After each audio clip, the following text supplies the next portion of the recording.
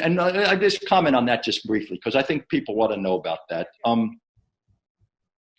And this is really the heart of why the Saudi-American relationship will continue. The Saudis are the only country, and they produce a lot of oil. They produce a lot of oil cheaply. But there are other countries that can do that as well. What they do, which nobody else does, is they maintain a buffer. They maintain usually about 2 million barrels a day of surplus capacity. That is what makes them valuable. They are the Federal Reserve, the central bank of oil for the planet. So and no one else will do that because it's a political decision, not an economic decision.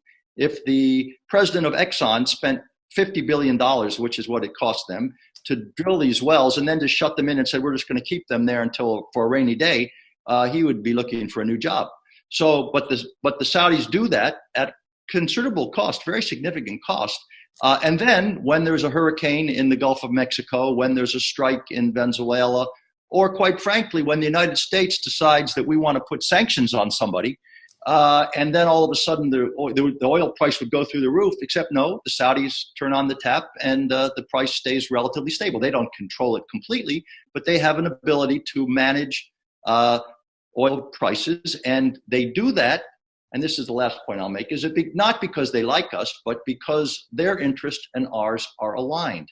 They want to see oil used as a major part of global energy for a long time. They have a lot of oil and they want to continue to keep it in the energy mix. And they understand that if prices are too volatile or prices are too high, then that won't be the case. If prices, they don't like too high prices. People would be surprised to know that. But the Saudis think if prices get too high, then everybody's going to get an electric car. They're going to put the third layer of insulation on their window. They're going to start drilling for oil in very expensive places like the Arctic or the deep shore of Brazil.